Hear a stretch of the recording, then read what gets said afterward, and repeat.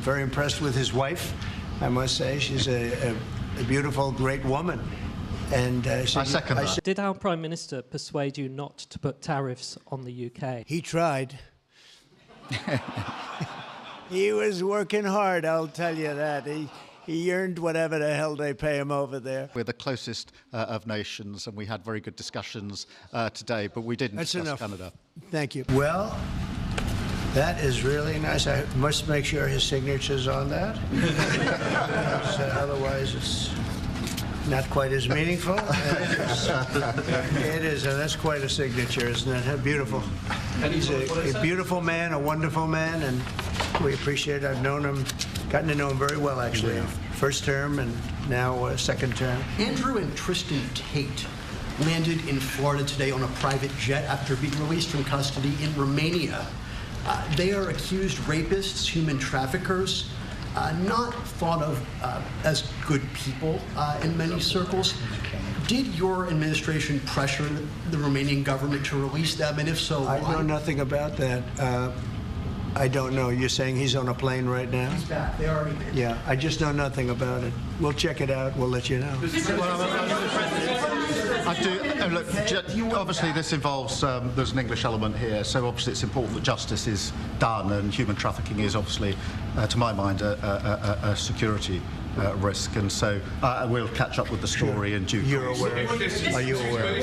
Well, I think we have just a great relationship. We actually had a good relationship before. We've met a couple of times, and I'm very impressed with him. I'm very impressed with his wife, I must say. She's a beautiful, great woman. And I second that.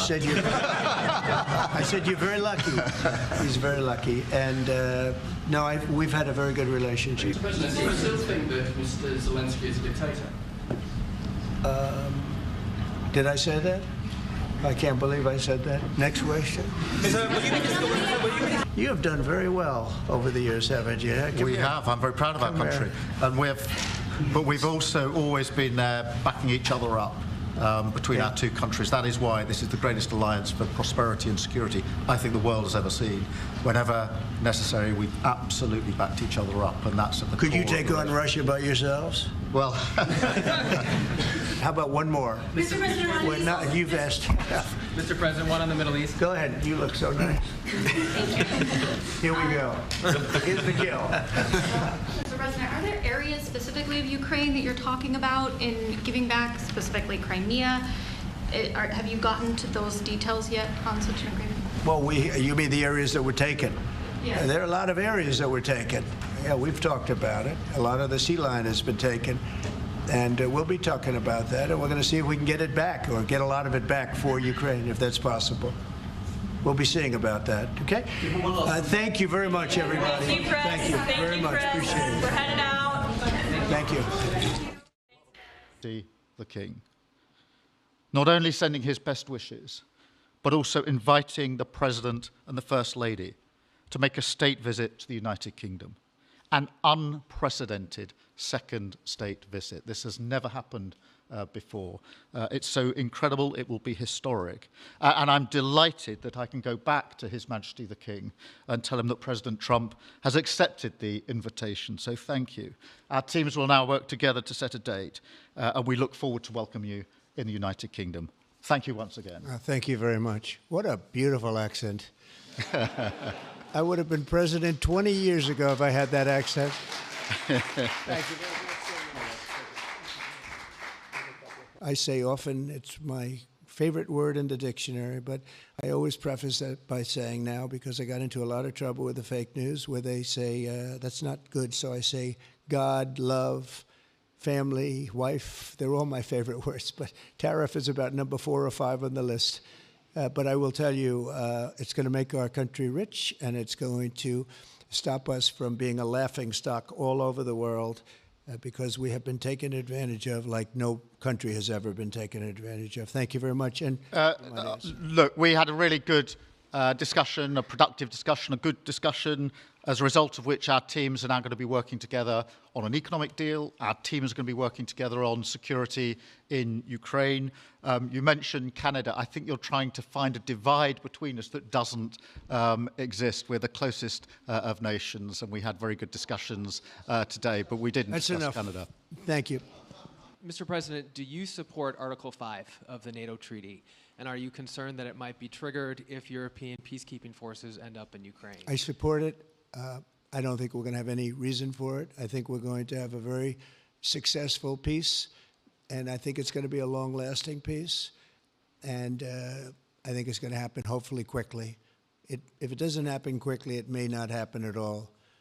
And we want it for two reasons. Number one, I want to see on a humane basis, I want to see soldiers stop getting shot, because largely it's soldiers now. Towns have been obliterated, but it's largely that. And I don't want to pay billions and billions and billions of dollars, nor does the Prime Minister or anybody else, on a senseless war that should have never happened. And we're going to get it taken care of. But I think it's going to be a peace that's going to be long-lasting. Do you have a question for the Prime Minister?